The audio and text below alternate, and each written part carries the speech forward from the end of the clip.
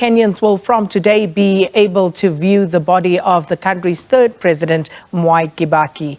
The body will lie in state at Parliament Building until Wednesday, ahead of Kibaki's burial on Saturday. Now, Kibaki, who died last week at the age of 90, led the country between 2003 and 2013.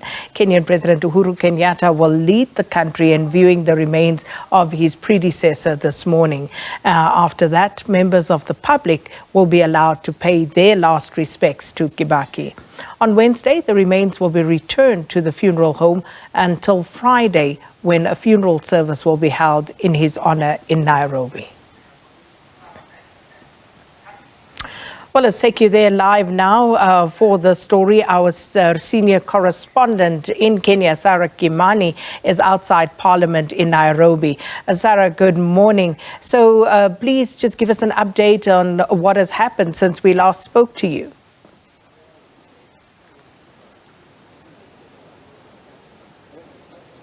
Indeed, Leanne, now we are inside Parliament. We are just on the grounds of Parliament buildings. And any time now, President Uhuru Kenyatta is expected here at Parliament buildings, where he will lead the country in viewing the body of his predecessor, Mwai Kibaki. And then after that, the leaders of opposition, the leaders of the judiciary and other arms of government will also view the body. Only then will the members of public view the remains of President Kibaki. Indeed, it is going to be a fully packed 3 days, because we expect that Kenyans will indeed pay their last respects to President Kibaki, a man they have eulogized as a reformist, a person they have said that led the country with zeal and honor. And so we expect that many people, and especially today being the first day, will be here. As you saw from that footage, they have been lining the streets from 6 in the morning as the body was leaving the Lee Funeral Home just outside of the Central Business District. On its way, a lot of people standing by to wave and to say their last respects, and especially those who may not be able to come to Parliament this morning. So, Sarah, the President Uhuru Kenyatta, what time is he expected to make his way there?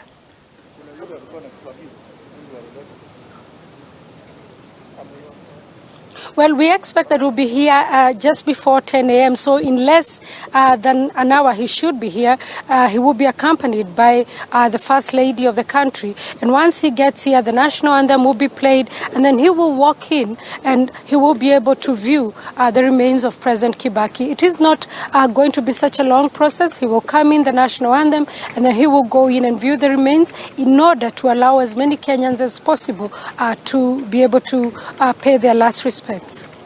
And just finally, Sarah, with regard to the significance of bringing Mwai Kibaki's body to Parliament, if we could just talk to that for a minute.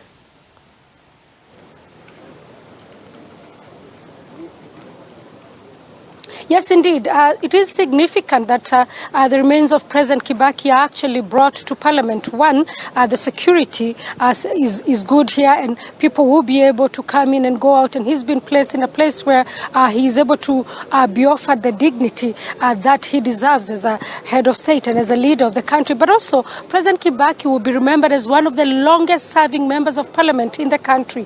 He first went to Parliament in the 60s, representing a constituency here in Nairobi, and only continued for a duration of more than 30 years as a member of Parliament, again representing his home of Othaya constituency, where he will be buried on Saturday. So, and he has been eulogized by many, those who have paid tribute. His political colleagues have spoken about his political career, talking about his astuteness, talking about himself being a sharp political leader and being at the right place at the right time, and especially when he was in the opposition, being able to lead the opposition, being able to lead debate in the House and bring in motions that have been able to lead the country to where we are now, and especially in terms of changing and giving Kenya a new constitution, something that he was able to preside over in 2010 when he was president of the country. Well, Sarah Kimani, thank you so much. And Sarah, there for us at the Parliamentary Building in Nairobi, and expecting President Uhuru Kenyatta to make his appearance there in leading the nation in the viewing of the remains of the former president.